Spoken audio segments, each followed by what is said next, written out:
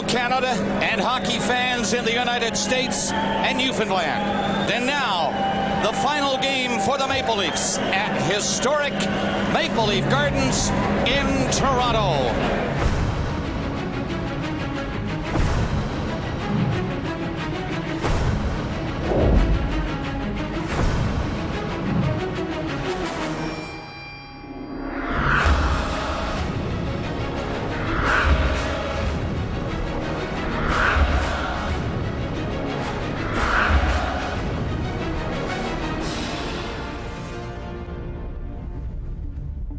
There is a plot of land at the corner of Carleton and Church Street in Toronto, Canada, that has become hollowed. It's Maple Leaf Gardens and it's hockey's temple. It was home to the Toronto Maple Leafs for 68 years and provided the setting for 11 of their Stanley Cups, the last coming in 1967. The Toronto Maple Leafs have won the Stanley Cup. What a tremendous hockey game this was. The Beatles made their Canadian debut at the Gardens, and Muhammad Ali had arguably the toughest fight of his career versus Canada's own George Shafalo, right here.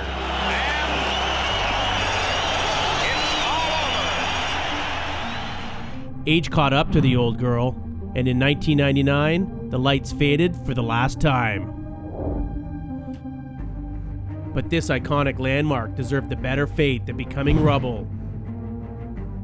The Gardens is no ordinary building, and it needed to be recognized as a place where great things happened. It deserved a rebirth.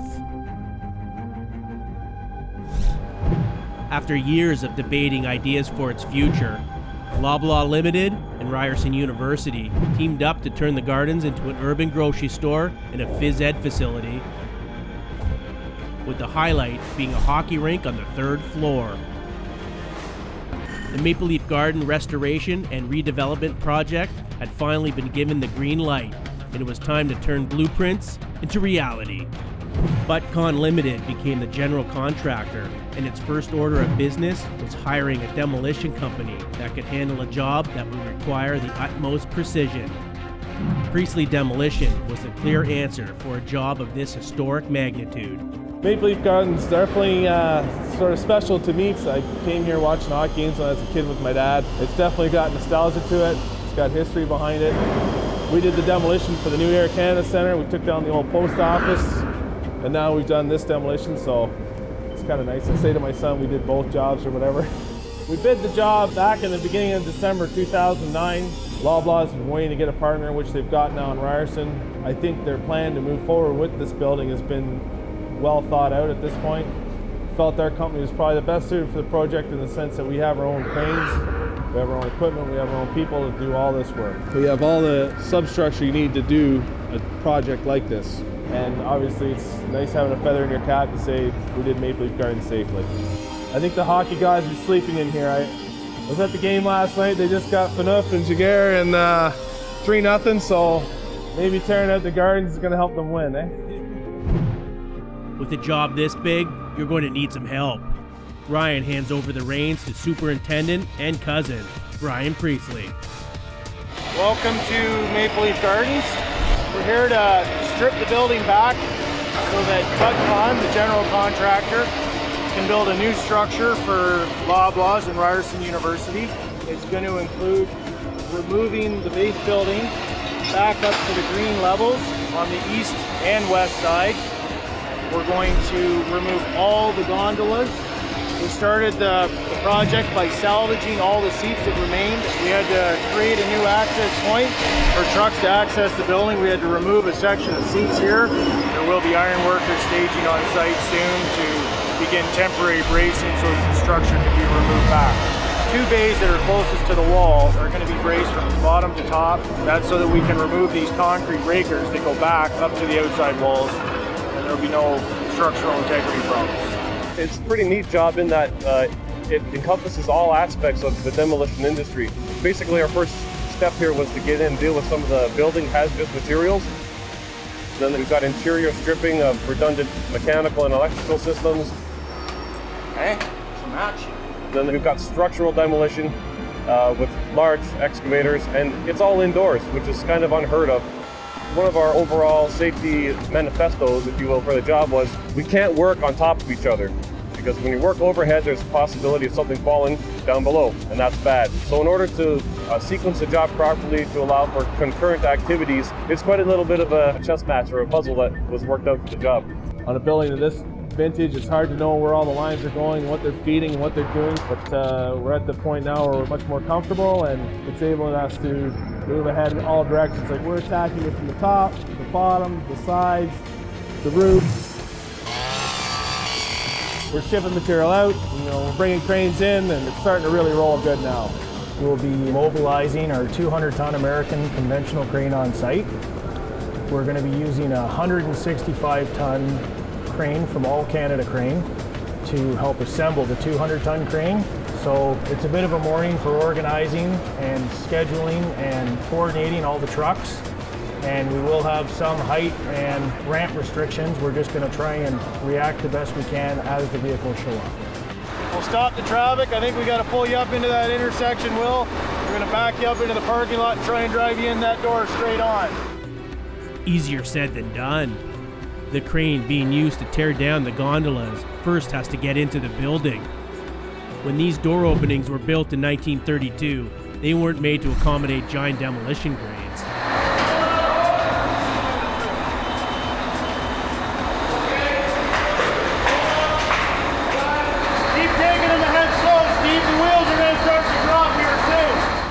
The initial thought is that the weight of the enormous cranes will tilt the machine enough to roll down the sloping ramp. No dice. Time for the backup plan. The welding crew is brought in to create a little more headroom by removing unnecessary piping and ductwork.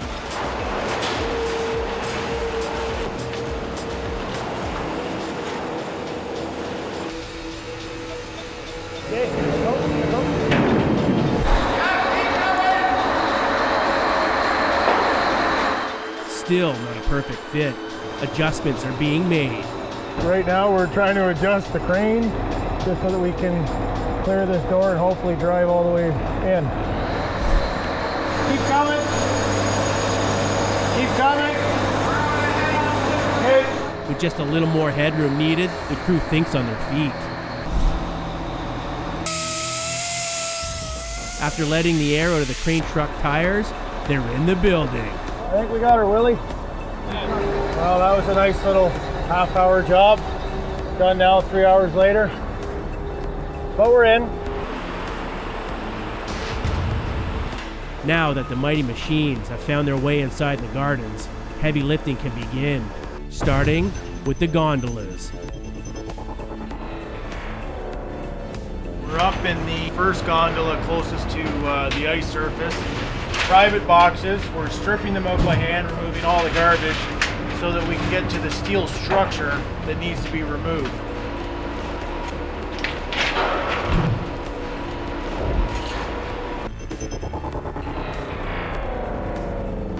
We're stripping all the conduits and the extra piping to come out, then proceeding with the structural steel removal, and we're loading the material into the skip bin and then hauling it down to the ice surface. Further separation. We're removing this first level for now of the boxes on the south wall. We've stripped all the transite cladding off the outside. We've removed the double layer of plywood floor, and we're going to start to rig these pieces, cut them free with the torch, and lower them down to the level below. Although the historic gondolas are set to come down, the memories created there won't soon be forgotten. The first time I ever went out, I went out on my hands and knees. They just had a plank at that time, a metal plank, at the top of the grays. And then you went up a catwalk or a stairway that was more like going up on the bridge of a ship. And you'd reach the top catwalk, which is about 90 odd feet high, and then there was a ladder there that had a 90-degree drop, and it went right into one end of the gondola. Of course, they called it the gondola because an advertising man suggested that it was like the gondola of an airship. It had that appearance. There are decades of memories in the gondolas, and just like that, they're laid to rest. Time to move on.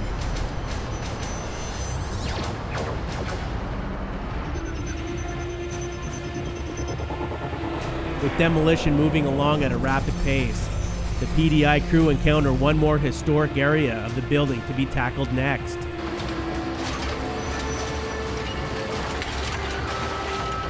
Up here to the left is the old Harold Ballard bunker. That's where he used to watch the games. Ballard's bunker was the private ice-level box reserved for Harold Ballard, the controversial former owner of the Maple Leafs and the Gardens from 1976 until his death in 1990. I'll run. Wait a minute now. The people out there. Wait a minute, like I'm talking right? to you now. Wait a minute. I run the club. I pay the bills, so I got a chance to talk, right? All right. Now, what's your question? This part of the structure will be modified. Part of the project was actually to salvage center ice. His handprints and footprints were embedded in the concrete. So we used a concrete saw, we cut that square out, and blah blah is the safety. So I don't have a clue what they're going to do with it. And just like that, the Harold Ballard era comes to a close.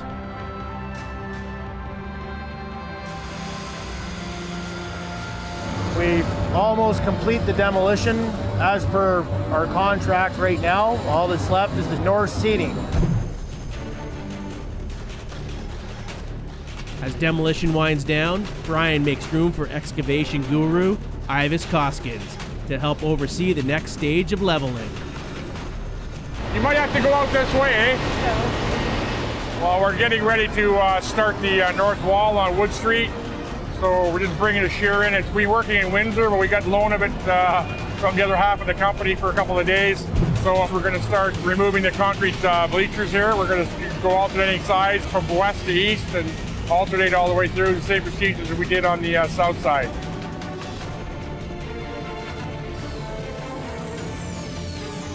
Both these tiles are coming right out. Both of them are coming right out, right down the native soil, for sure. We're trying to remove all the concrete footings and foundations in the general ice rink area so that the excavation can begin, so that of course the construction project will start.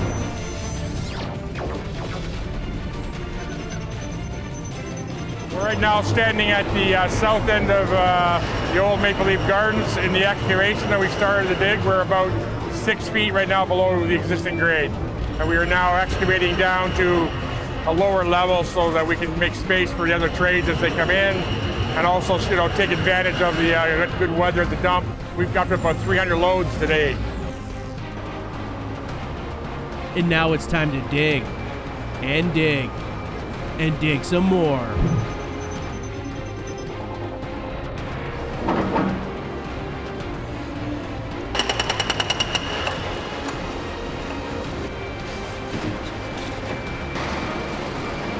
With the 3 buckets digging though, it'll go okay.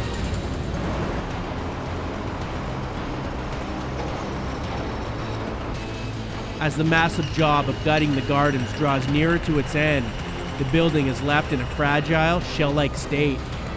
During demolition, if anything does move, there's warning signals that'll go off so that the work will stop, and then where the movement was coming from will be evaluated. So far, nothing is set off to strain gauges that I'm aware of, so everything is going according to the plan. The temporary bracing is doing its job, taking out the load that used to be in the seating. To the unsuspecting crew, the intense underpinning and lateral stability reinforcements are about to be put to the test. Good evening, it's the talk of Toronto. Did you feel it? We sure did. For about 30 seconds or so, an earthquake shook the city and most of southern Ontario. Video tells it all, doesn't it? On June 23rd, we experienced a 5.0 magnitude earthquake. We didn't feel it on the site, but our Osmos system did pick up the vibrations that it created on the structure itself. Usually when we detected any sort of vibrations in the columns, it was a gradual buildup and continuous oscillation throughout the demolition procedure.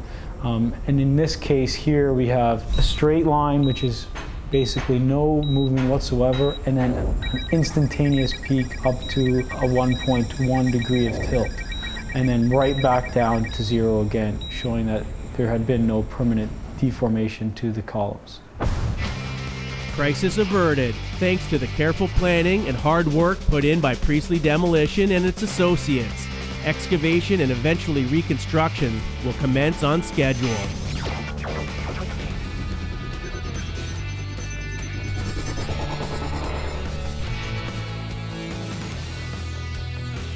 The legacy of an iconic building lives on.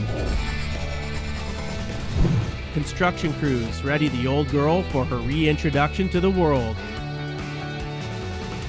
Prime Minister Stephen Harper was on hand for the unveiling of Ryerson University's Mattamy Athletic Center. We're standing inside a perfect example of how a strategic infrastructure investment can create jobs, can preserve our history, and can meet the need for a new facility. With the help of Priestley Demolition, Maple Leaf Gardens is thriving and will continue to be a vital part of the downtown community for generations to come.